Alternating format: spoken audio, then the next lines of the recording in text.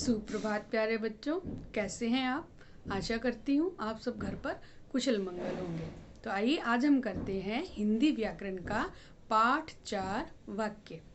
सबसे पहले हम करेंगे वाक्य किसे कहते हैं। वाक्य शब्दों के सार्थक और व्यवस्थित समूह को वाक्य कहा जाता है। शब्दों के सार्थक और व्यवस्थित समूह को वाक्य कहते हैं। क्या होता है सार्थक और क्या होता है व्यवस्थित, देखिए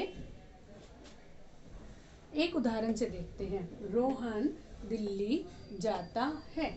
रोहन दिल्ली जाता है, इसमें ये व्यवस्थित क्या है, इसका व्यवस्थित रूप सबसे पहले मैंने लगाया कर्ता, फिर आया कर्म और फिर आई क्रिया। हिंदी में एक वाक्य के लिए जो हम हिंदी में वाक्य बनाते हैं, सबसे पहले कर्ता का प्रयोग करते हैं।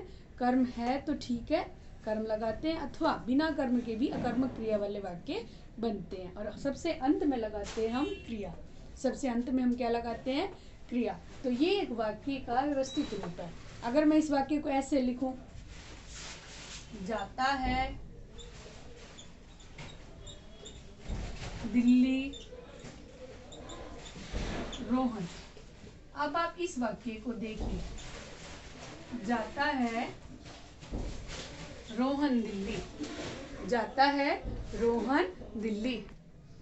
आगे देखिए इस वाक्य में जाता है दिल्ली रोहन। क्या ये एक वाक्य का व्यवस्थित रूप है? नहीं, ये वाक्य का व्यवस्थित रूप नहीं है, क्योंकि इसमें देखो जाता है क्रिया पहले लगा दी, फिर दिल्ली, फिर कर्ता एंड में लगा दिया, तो ये एक व्यवस्थित रूप नहीं है। अर्थात एक वाक्य में एक तो शब्दों का सार्थक समूह होना चाहिए और दूसरा वो शब्द व्यवस्थित रूप में होने चाहिए, व्यवस्थित समूह में क्रमबद्ध होने चाहिए। अर्थात पहले कर्ता, फिर कर्म और फिर क्रिया होनी चाहिए। आगे देखिए, वाक्य के दो अंग होते हैं। वाक्य के दो अंग हैं, पहला उद्देश्य और दूसरा विधेय। तो हम समझते हैं उद्देश्य किसे कहते हैं और विधेय किसे कहते हैं। आइए इसी उदाहरण को मैं दोबारा देखते हैं।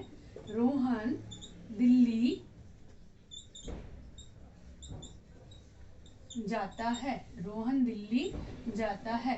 अब आप सबसे पहले यह देखिए कि इस वाक्य में किसके बारे में बात हो रही है। इस वाक्य में किसके बारे में, हम इस वाक्य में बात कर रहे हैं रोहन के बारे में।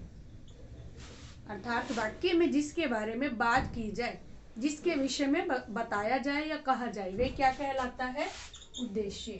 वे क्या कहलाता है, उद्देश्य कहलाता है। ठीक है, और उद्देश्य को हम कर्ता भी कहते हैं। उद्देश्य क्या होता है, कर्ता भी होता है। और दूसरा देखिए आगे जो ये वाक्य है, दिल्ली जाता है। दिल्ली जाता है।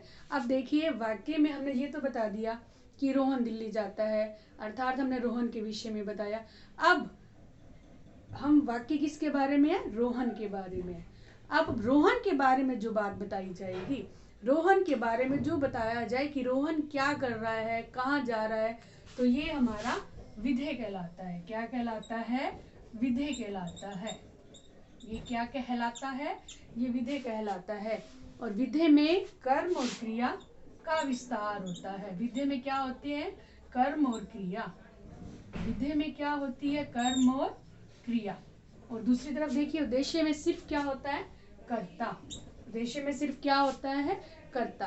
तो अर्थात दोबारा से देखिए वाक्य के दो अंग हैं, नंबर एक उद्देश्य और दूसरा विधेय। एग्जाम्पल है रोहन दिल्ली जाता है। रोहन दिल्ली जाता है। सबसे पहले देखो हम इस वाक्य में किसकी बात कर रहे हैं, रोहन की।